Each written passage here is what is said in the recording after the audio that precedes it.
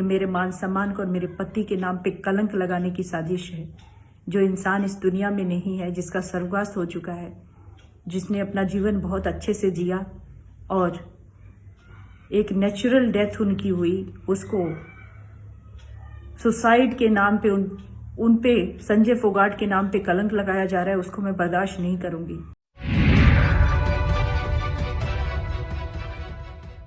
नमस्कार, इन खबर में आपका स्वागत है। Big boss fame TikTok star BJP नेत्री सोनाली फोगाट की मौत के बाद अभी कहानी बाकी है कि आखिरकार क्यों हत्या की गई।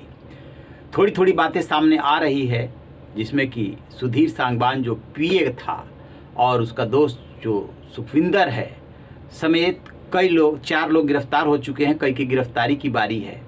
लेकिन एक सवाल ये भी है कि सोनाली फोगाट के हस्बैंड संजय फोगाट की दिसंबर 2016 में जो मौत हुई थी वो भी रहस्यमय मौत थी। क्या था पूरा मामला और सोनाली फोगाट ने तब क्या कहा था, जरा ये सुनिए। नमस्कार, राम राम जी सभी को। राजनीति के साथ साथ मैं एक महिला भी हूँ, मेरा परिवार भी है। पिछले कुछ दिनों से जो चीज़ें चल रही हैं उसमें सोशल मीडिया के माध्यम से कुछ लोग बहुत ही गंदा और भद्दा मेरे बारे में लिख रहे हैं, बोल भी रहे हैं। चलिए, ये सब चीज़ें राजनीति का हिस्सा अगर आप लोग मानते हैं तो करिए, जिसकी जैसी मानसिकता है उस हिसाब से आप कमेंट करिए। लेकिन अगर कोई मेरे स्वर्गवासी पति के नाम पे कलंक लगाएगा तो उसको बर्दाश्त नहीं किया जाएगा।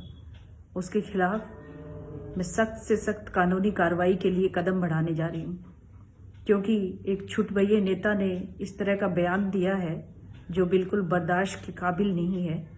और कुछ लोग उनकी देखा देखी और लोग भी कमेंट के माध्यम से भी ये चीज़ें लिख रहे हैं।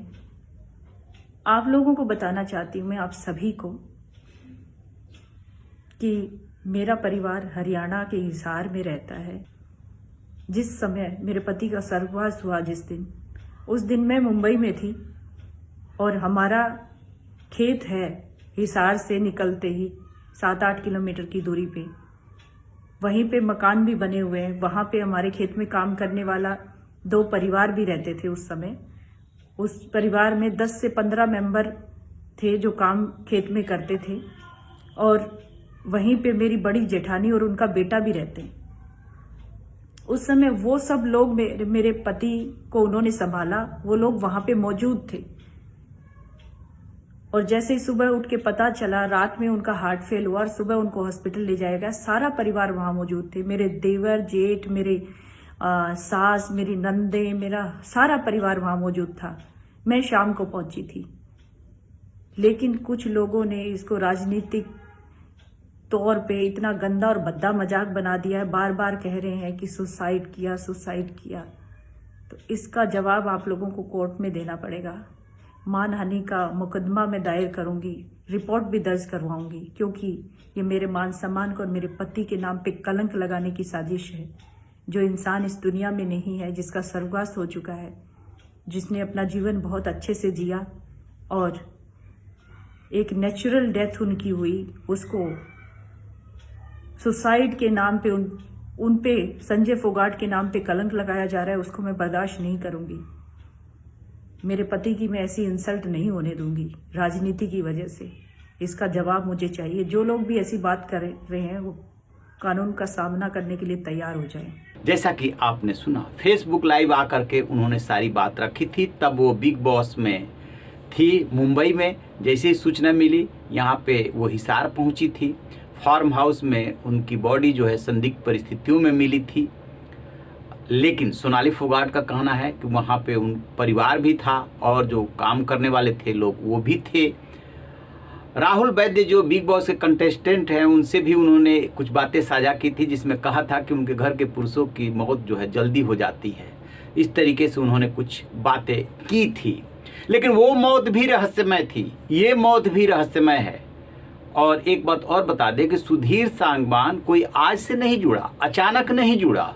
पिछले 3-3.5 साल से वो इनसे जुड़ा हुआ था और जब से उनकी ज़िंदगी में आया तब से पूरी तरीके से हावी हो गया। कहा यह जा रहा है कि 3 साल पहले उसने रेप किया और वीडियो बना ली और उसको लेकर के फिर वो ब्लैकमेल करता रहा। अब सबसे बड़ा सवाल ये है कि सोनाली फोगाट जैसे पढ़ी लिखी महिला आखिरकार ब्लैकमेल होती कैसे रही। प्रॉपर्टी, पैसा, ड्रग्स, ग्लैमर, सबका इसमें कॉकटेल है। पुलिस कह रही है, गोवा पुलिस, कि हम यहाँ तो जांच कर ही रहे हैं, हरियाणा भी जाएंगे, हिसार भी जाएंगे, जा कर के वहाँ जांच करेंगे, परिजनों से मिलेंगे, बातें करेंगे कि क्या क्या उन्हें जानकारी है। और इधर जो है परिवार पहुँच रहा है चंडीगढ़ मिलने के लिए मनोहर लाल खट्टर जो सीएम है उनसे, कि मामले की सीबीआई जांच कराई जाए। देखते हैं कि क्या सीएम फैसला करते हैं और क्या कहानी और निकल करके आती है, इस पे हमारी नज़र रहेगी। रहिए बेखबर, देखते रहिए इन खबर। Thank you.